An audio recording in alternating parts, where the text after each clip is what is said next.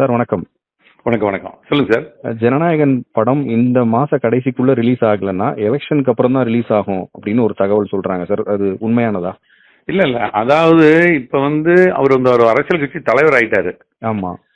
இந்த தேர்தல் விதிகளின்படி எப்படின்னு சொல்லிட்டுனா, அரசியல் கட்சியில இருக்கிறவங்க எலெக்ஷன்ல நிற்கிறவங்க அவங்களுடைய படத்தை ஸ்கிரீன் பண்ணக்கூடாதுன்னு சட்டம் இருக்கு.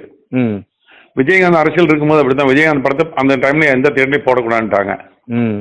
அந்த மாதிரி ஒரு இருக்கிறதுனால இப்ப சப்போஸ் இவங்க ஒரு பிப்ரவரி எண்டுல எலெக்ஷன் அறிவிக்கிறாங்கன்னு வைங்களேன், பிப்ரவரி எண்டுலயோ மார்ச் ஃபர்ஸ்ட்லயோ எலெக்ஷன் அறிவிக்கிறாங்கன்னு வைங்க, படம் சப்போஸ் பிப்ரவரி எண்டில் ரிலீஸ் ஆகிற மாதிரி சொல்ல வந்துருச்சுன்னா மார்ச் ஃபர்ஸ்ட் வீக்ல எலெக்ஷன் அறிவிச்சது நிறுத்த வேண்டியது போயிருமில்ல. அப்புறம் படம் ஓடிட்டு இருந்தாலும் ஸ்டாப் பண்ணிடுவாங்களா சார்? ஆமா ஆமா ஆமா, படம் ஓட்டக்கூடாது. அதான் நீங்களே பாக்குறீங்களா, இந்த சிலைகள் மற்றது எல்லாத்துக்குமே போட்டு கவர் பண்ணிடுறாங்க இல்லீங்களா? ஆமா ஆமா. அது மாதிரி அதாவது மறைந்த தலைவர்களுக்கு அப்படி பண்றாங்க. இப்ப இருக்கிறவங்களுக்கு இந்த மாதிரி விளம்பரங்களோ எதுவுமே நீங்க வச்சுன்னா ஒத்துக்க மாட்டாங்க. இருக்கிற பொலிட்டிக்கல் இருக்கக்கூடிய அவங்களுடைய எந்த இதுவும் இந்த மாதிரி விளம்பரப்படுத்துறதுக்கு விட மாட்டாங்க. Okay sir. ஓகே. அது எல்லா நடிகர்களுக்கும் அது ஏற்கனவே அப்படி இருந்துட்டு தான் இருக்கு. மறைந்த தலைவர்கள் படத்தை பத்தி ஒன்றும் பெருசா இது பண்ண மாட்டாங்க. இருக்கிறவங்க அதுக்கு மெயின் உதாரணமே விஜயகாந்த் தான். விஜயகாந்த் அரசியல் இருக்கும்போது அவர் பிரச்சாரம் பண்ணிட்டு இருக்கும்போது விஜயகாந்த் படங்கள் போடாம இருந்துட்டு இருந்தோம். அந்த மாதிரி வரக்கூடாது அப்படிங்கிறதுக்கா பார்ப்பாங்க. பட் அப்படியே அந்த அளவுக்கு நடக்காதுன்னு நான் நினைக்கிறேன் சார். இன்னைக்கு நாளைக்குள்ள அடைமா அந்த கேஸ்க்கு இது பண்ணிருக்காங்க. பண்ணாங்கன்னா கண்டிப்பா இந்த மாசம் கடைசியில இல்லாட்டி மார்ச் ஃபர்ஸ்ட் இந்த பிப்ரவரி ஃபர்ஸ்ட் வீக்ல ரிலீஸ் பண்ணிடுவாங்க. ஓகே. கண்டிப்பா பண்ணிடுவாங்கன்னா நல்ல டைம் கேப் இருக்கும். எப்படிதான் நீங்க எலெக்ஷன் அறிவிக்கிறது பிப்ரவரி எண்டு அல்லது March second week first week தான் ஆரம்பிப்பாங்க. ஆமா ஆமா. அதனால ஒன்றும் பிரச்சனை இருக்காதுங்க. Okay sir. இப்போ தியேட்டர் ஓனர் சார், ஒருவேளை இப்போ நாளைக்கு ஒரு பாசிட்டிவான சொல்யூஷன் கிடைக்கல, கொஞ்சம் டிலே ஆகிற மாதிரி தெரிஞ்சதுன்னா அதன் பிறகு அதாவது ஜான் எண்ட்லயோ பிப் எண்ட்லயோ தான் இந்த கேஸ் எல்லாம் கிளியர் ஆகி அவருக்கு படம் ரிலீஸ் பண்ணலான்னு ஒரு ஒப்புதல் கிடைக்குதுன்னா தியேட்டர் உரிமையாளர்கள் தயாரா இருப்பாங்களா? ஏன்னா அவங்களுக்கு இந்த ரன்னிங் எப்போ வேணாலும் தயாரா இருக்காங்க சார். ஒன்றும் பிரச்சனையே கிடையாது. எப்போ ரிலீஸ் பண்ணாலும் அந்த படத்தை பொறுத்தளவு தியேட்டர்கள் கிடைக்கும். அதே மாதிரி தியேட்டர்கள் நம்பர் ஆஃப் தியேட்டர்ஸும் ஏன்னா இப்ப பாத்தீங்கன்னா பொங்கலுக்கு ரிலீஸ் ஆனது கூட 2 படம் ஒன்னா ரிலீஸ் ஆச்சு. இது எப்ப ரிலீஸ் ஆனாலும் பெரிய படங்கள் அடுத்த படங்கள் ஒன்றும் இல்லை உடனடியா. இந்த முதல் 10 நடிகர்கள் படம் எதுவுமே கையில ரெடியா இல்ல. அதனால இது சோலோ ரிலீஸ் ஆக போகுது. ஓகே. அதனால நீங்க பாத்தீங்கன்னா பொங்கலுக்கு ரிலீஸ் ஆயிருந்தா கூட 500-600 தியேட்டர்ல விழுகும். இப்ப நீ அடுத்த எந்த தியேட்டர் ரிலீஸ் ஆனாலும் 1000 தியேட்டர் வரைக்கும் இந்த படம் விழுகிறதுக்கு வாய்ப்பு இருக்கு. இன்னொரு சார், இப்ப இந்த படம் ஏற்கனவே ரிலீஸ் டேட் ஃபிக்ஸ் பண்ணதுனால ஓடிடிக்கும் ஒரு டேட் கொடுத்ததா சொல்றாங்க. அதாவது பிப்ரவரி 6ஆம் தேதி ஓடிடி ரிலீஸ்னு பிளான் பண்ணிருந்தாங்க. படம் இப்ப இவங்க தியேட்டர்ல குடுக்குறாங்களோ இல்லையோ ஓடிடில வந்துரும்ன்ற மாதிரி ஒரு விஷயம் இல்ல சார். அவங்க தயாரிப்பாளர் தரப்படுது, அதெல்லாம் கண்டிப்பா அப்படி பண்ற ஐடியா இல்லைன்னு அவங்க சொல்லிட்டாங்க. அந்த மாதிரி எல்லாம் பண்ண மாட்டாங்க. ஓகே. ஓடிடிலாம் வரவே வராது. தியேட்டர்ல ரிலீஸ் ஆகி 4 வாரம் கழிச்சு அதெல்லாம் கோஆபரேஷன் பண்ணுவாங்க அவங்க. இந்த மாதிரி சென்சார் பிரச்சனைகள் இருக்கும்போது ஓடிடிக்காரன் ஒன்றும் பிரச்சனை பண்ண மாட்டாங்க. ரிலீஸ் ஆகி 4 வாரத்துக்கு அப்புறம் தான் சார் கண்டிப்பா அப்புறம் தான் வரும்.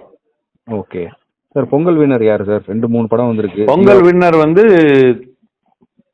தலைவர் தம்பி தலைமை. அதான் ஆமா, ஜீவா படம் தான் நம்பர் 1.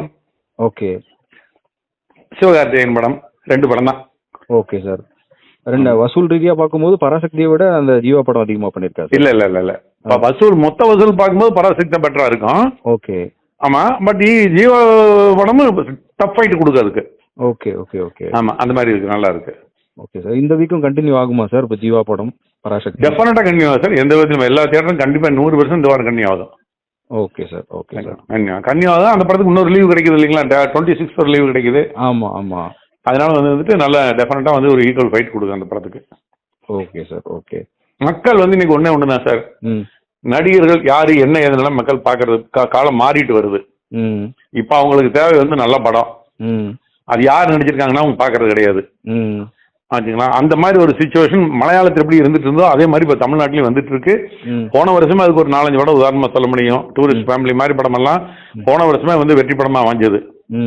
அதே மாதிரிதான் இந்த மாதிரி தலைவர் தம்பி ஜீவா படமே பாத்தீங்கன்னு சொல்லிட்டுனா ஓப்பனிங் அன்னைக்கு பெருசா தியேட்டர் ஒன்றும் போட முடியல. ஆனா 2வது நாள் தியேட்டர் மாமலமெல்லாம் அதிகப்படுத்த ஆரம்பிச்சாச்சு. அதனால சினிமா படத்தில் இன்னைக்கு என்ன ஆச்சுன்னா மக்கள் எங்களுக்கு வேணுங்கிறது நல்ல படம், அது யாரு நடிச்சிருந்தாலும் சரி அப்படிங்கிற ஒரு மென்டாலிட்டி கொண்டாங்க. இது ஒரு நல்ல ஆரோக்கியமான விஷயம். இது நான் 2025 சொல்லியிருந்தேன். 2026 கண்டிப்பா இந்த மாதிரி படங்கள் தான் வரவேற்பு கிடைக்கும். தேவையில்லாம 300 கோடி 400 கோடி போட்டு நீங்க பண்ணிட்டு இருந்தீங்கன்னு சொல்லிட்டு நீங்க தான் பாதிக்கப்பட போறீங்க. தயாரிப்பாளர்கள் தரப்பிலிருந்து நல்ல கண்டென்ட்ல உருவாக்குங்க, அளவான படம் பண்ணுங்க, கண்டிப்பா பெரிய லாபம் கிடைக்கும். இப்ப இந்த படம் எல்லாம் ஜீவா எல்லாம் படம் பார்த்தீங்கன்னா நிச்சயமா தயாரிப்பாளருக்கு 2 மடங்கு 3 மடங்கு லாபம் கிடைக்கும். பராசக்தி எதிர்பார்த்த அளவுக்கு பண்ணுச்சா சார்? எதிர்பார்த்த அளவுக்கு பண்ணிச்சாங்கிறது படம் ஓடி முடிச்சா தான் சார் சொல்ல முடியும். இப்ப சொல்ல முடியாது இல்லைங்களா? ஏன்னா இந்த லீவ்ல தான் ஓடிட்டு இருக்கு, நல்லா தான் ஓடிட்டு இருக்கு. இனி என்னங்கிறது இந்த வாரத்தினுடைய வசூல் பார்த்து தான் சொல்ல முடியும். Okay sir. அப்புறம் இன்னொன்று சார், இந்த தியேட்டரில் ஜீவா பேசின ஒரு விஷயம் கான்ட்ரவர்சியாக இருக்கு, பார்த்துருப்பீங்க. இந்த கரூர் சம்பவத்தில் அமைச்சர் அன்பில் மகேஷ் பேசினார்ல, கண்டிஷன்ஸை ஃபாலோ பண்ணுங்கடான்னு அவர் அப்போ ஒரு வீடியோ ஒன்று வந்துச்சு. அதை வந்து மார்க் பண்ணி ஒரு டைலாக் அந்த படத்தில் இருக்கு போல, அது ஒரு தியேட்டரில் பேசியிருக்காரு. இப்போ அது கான்ட்ரவர்சி ஆகி ஜீவாவை வந்து இது பண்ணிட்டு இருக்காங்க, எப்படி தியேட்டரில் போய் அவர் பேசலாம் அப்படின்னு. அது சம்மந்தமாக உங்களுக்கு ஏதாச்சும் வந்துச்சு சார்? சார் அதாவது இந்த என்ன ஆச்சுன்னா, நிறைய சமூக வலைத்தளங்களும் இந்த மாதிரி யூடியூப் சேனல் வந்ததுக்கு அப்புறம் இவங்களுக்கு இதே தான் வேலை. எதுல என்ன விஷயம் கிடைக்கும் அதுக்காக தான் வந்து பொதுவாகவே வந்து யாருமே இன்டர்வியூ கொடுக்கறதுக்கு விரும்புறது கிடையாது. தேவையில்லாத கேள்விகளை கேட்க வேண்டியது, தேவையில்லாததுக்கு முடிச்சு போட்டுட்டு இருக்க வேண்டியது ஆச்சுங்களா. இப்போ ஒரு பராசக்தியுமே ஜனநாயகம் வரும்போது உடனே எடுத்துட்டு அந்த இல்ல சிவகார்த்தியன் அவருக்கு போட்டியா வர்றாரு அப்படி இப்படின்னு சொல்லி இவங்களுக்கு இதே வேலையா போச்சு இந்த சமூக வலைத்தளங்களும் பத்திரிகைக்காரர்களுக்கும். அதனால நாங்கெல்லாம் இந்த மாதிரி விஷயத்துல கமெண்ட் பண்றதுக்கே விரும்பல. இது ஒரு சினிமா, புரியுதுங்களா? இந்த சினிமாவில் வரக்கூடிய ஒரு டயலாக் அது. அதை வந்து கரூர் சம்பவத்தோட இவங்களுக்கு அதான் சொல்றேன், இவங்களுக்கு எப்படா வந்து நம்மளுக்கு ஏதோ ஒரு மேட்டர் கிடைக்கும், அதை வச்சுட்டு ஒரு 4 நாள் பொழப்ப ஓட்டலாம்னு நினைச்சிட்டு இருக்கிறாங்க. இது அது இந்த படத்துக்கும் அதுக்கு சம்பந்தமே கிடையாது. அவங்கள பொறுத்தளவு வந்து அந்த படத்துக்கு வரக்கூடிய சீக்வன்ஸை வச்சுக்கிட்டு அந்த டைரக்டர் எழுதியிருக்காரு, அவ்வளவுதான். அவங்க கரூர் சம்பவத்தையோ மற்றதையோ எதுக்கு சார் ஏதாவது ஒரு கரூர் சம்பவம் ஒரு மிகப்பெரிய துயரமான சம்பவம். என்ன டைரக்டருக்கு அவங்களுக்கு நான் மனிதாபிமானம் இல்லையா, இல்ல ஜீவாவுக்கு மனிதாபிமானம் இல்லையா, அவங்கள பேசுவாங்களாம், அதெல்லாம் யாருமே நினைக்கவே கிடையாது. இவங்க வந்து எதையாவது ஒன்று கிளப்பிட்டுற வேண்டியது. அதனாலதான் நாங்கெல்லாம் முடிஞ்ச அளவுக்கு இனிமேல் இன்டர்வியூ தவிர்க்கணும்னு முடிவு பண்ணி. ஏன்னா இவங்க வந்து நம்ம ஒரு இன்டர்வியூ கொடுத்தோம்னா அந்த இன்டர்வியூக்கு நம்ம கொடுக்குற வார்த்தைகள் வேறையா இருக்கும், இவங்க கொடுக்குற தலைப்பு வேறையா இருக்கும். ஆமா, யாரோ 4 பேருக்கு குத்துற மாதிரி தான் தலைப்பு போடுறது. அந்த மாதிரி ஒரு பழக்கமா பழகிட்டாங்க எல்லா சேனல்கள்லயும் எல்லா யூடியூப்லயும். இந்த கரூர் மேட்டருக்கும் இந்த படத்துக்கு எந்த விதமான சம்பந்தம் கிடையாது. நடிகரோ டைரக்டரோ அந்த சம்பவத்தை நினைச்சு 100% அது எழுதியிருக்கவே மாட்டாங்க. Okay sir, thank you sir, thank you so much.